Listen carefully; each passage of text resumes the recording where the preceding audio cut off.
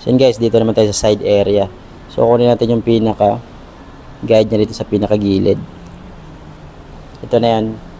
Technique ito, diagonal backward naman siya. So yan. Hatak naman pa kanan.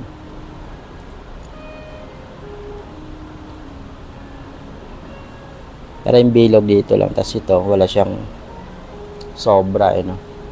Para hindi siya mag-undercut.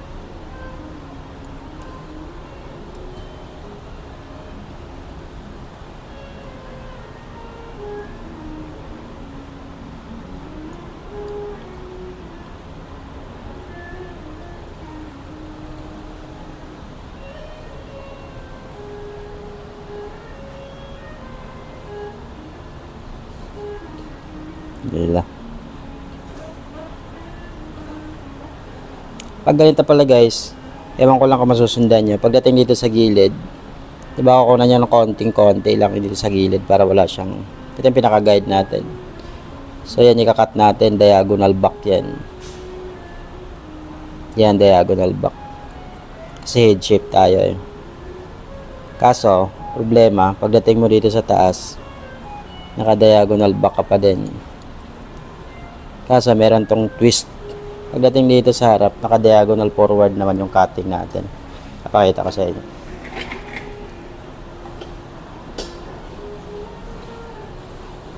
Diagonal back yun eh.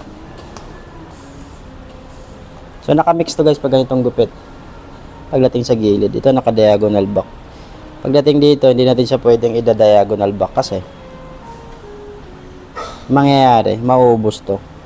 So, half sa tenga, banda. Yung pinaka-guide dito. Ito, naka-diagonal back. Pagka-cutting kasi diagonal back guys, pag ganyan. Pagdating dito naman, yung pinaka-guide dito, ang gagawin natin, diagonal forward naman. Bakit? Para mahaba to kasi, ano to eh, modern kimpidilyo na gupit. Korean cut eh, kaya dapat umahaba. Kumbaga nag-i-evolve lang yung kimpidilyo nung araw. Aga mulak. So yun guys, papakita ko ito yung guide natin. Yan. So dito pa ganon, dito naman pa ganon. Diagonal forward naman ang tawag dito sa sectioning. So kuha tayo ng maliit, kuha tayo dito. Tapos over direct natin siya papalayo. So pag wala ka pang nakuha, huwag mo lang kunin, igupitin. So pwede din siyang i-over direct dito sa body niya, no? Yung guide. Yan. Yan. Hindi kaya dito sa kilikili yung hatak. Para ma-maintain mo yung haba. Tapos 45 degrees. So yan guys.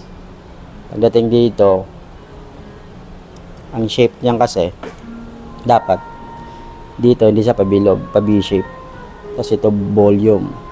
Tapos dito naman kailangan mo mahaba yung harap. Kaya diagonal back ang hata, diagonal forward dito. Ewan ko lang kung masusundan nyo kaagad guys, pero ulit-ulitin nyo lang panoorin. Siguro yung iba ginagawa pero hindi alam yung technique, no? Pero may tawag talaga yun siya, tsaka elevation. Pag makabisado mo na, pwede mo na siyang laruin. Parang pitoy ba nilalaro? So guys, dito naman ano lang, one finger dip lang natin yung mga extra.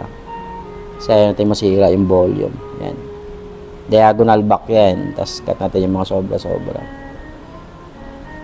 Tapos yun, matik. Pagdating sa kalahati ng tenga, reverse natin, diagonal forward naman. Tapos kili-kili lang. Tinatawag na reverse section. Pwede nyo siyang ma-adjust guys kung gusto mahabang mahaba. Ilalayuan nyo siya. Pero pag naka-shape naman siya, trim lang. Alam na. So yun guys, makikita nyo pag naka-side yan. Flawless. Ito naka B-shape volume. Tapos ito mahaba. Tapos hindi siya pabilog. Head shape.